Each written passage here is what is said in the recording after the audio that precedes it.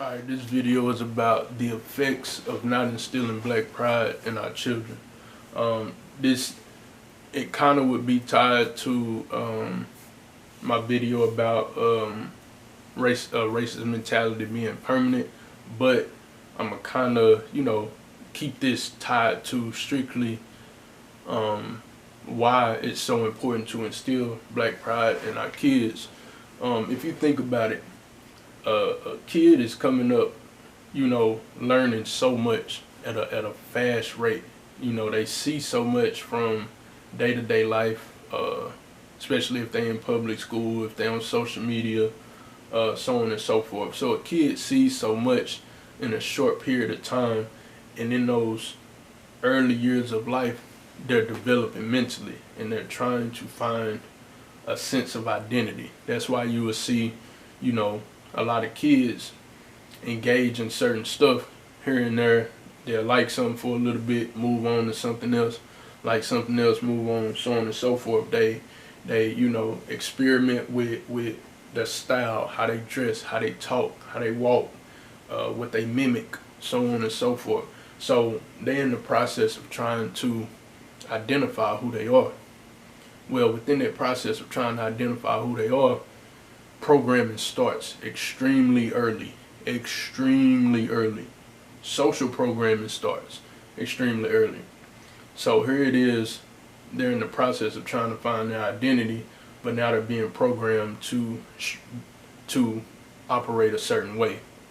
And then that later becomes, it's a process, and then when they become adults, they're exactly who they are. And they probably will have toxic ways about them, certain things that certain gaps that weren't addressed, so on and so forth. So with that being the case, we have to catch them in those earlier years, because if we try to wait till later, now it could still possibly happen depending on how late you wait. It could still possibly happen, but you making that challenge that much harder to try to get them on board or instill a certain sense of pride in them at a later time, especially how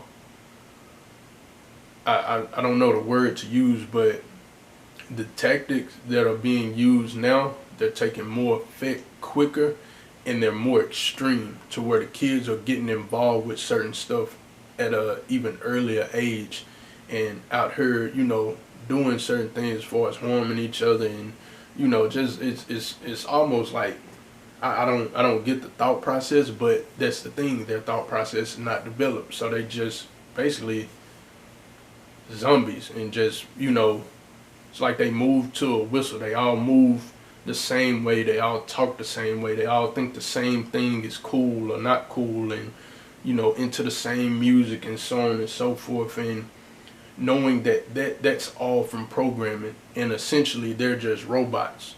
And so if we're not instilling that black pride in them in those early years, we're setting them up for failure, because it's other stuff going to be instilled in them and programmed into them, and then we start wondering why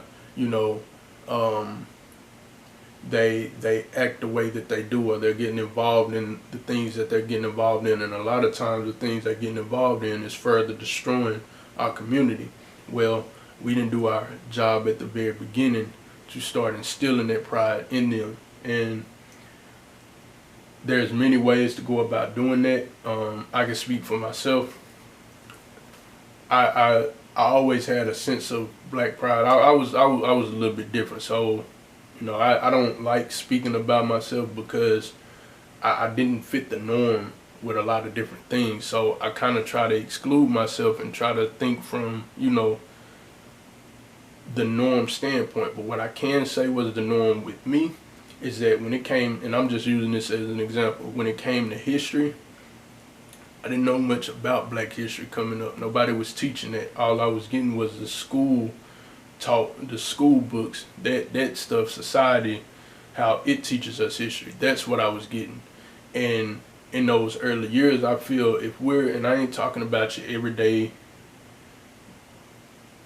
black prominent figures that you hear about. I'm not talking about them. We got to go a lot more deeper, because it's a lot more people that I didn't hear about when I was young, I didn't start hearing about them till later on in my college years. And it's like, why did I have to wait so long to hear about X, Y, and Z? Why wasn't anybody telling me about these people? Because that would have start instilling a sense of pride, because when we youngsters, we subconsciously have an inferiority complex. Now, me personally, again, here I go, like I said, I try to exclude myself, but me personally, I didn't have an inferiority complex, but at the same time, I had a lot of anger, because I'm like, man, why am I, like, something just didn't feel right. So, no, I didn't have an inferiority complex, didn't look at somebody being over me or whatever the case may be, but at the same time, I was lost. So, when we don't instill pride in our kids, we sending them on a journey of life that they know nothing about. So we definitely gotta start doing that. And I think, like I done said in other videos, we bite off more than we can chew. And I get it, because we need things to change, like at the snap of a finger. But that's drastic, because everybody will have to get on the same page immediately and be ready for action. And that's wishful thinking. It's not gonna happen. I wish it could, but our people are so disorganized and just so discombobulated that that's not gonna happen. So we gotta start thinking of the longer term, process. And I know we don't want to deal with that, but we gotta start handling the small problems, and then over time things will start changing. Now, I know we don't have time.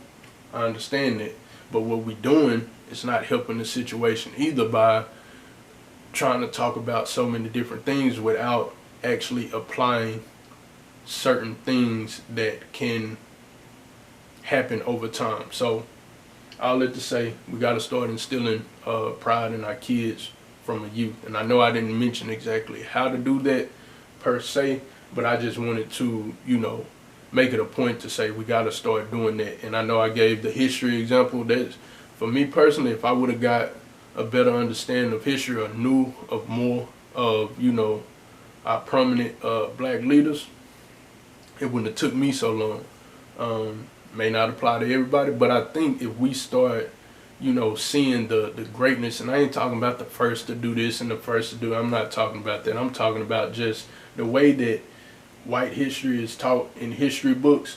If it was flipped and black history was taught in history books, the how much could come from that. So basically that's what I'm saying. We gotta flip the script and start teaching our kids about our people, and instilling, a certain sense of belonging and value as far as being black, and so on and so forth.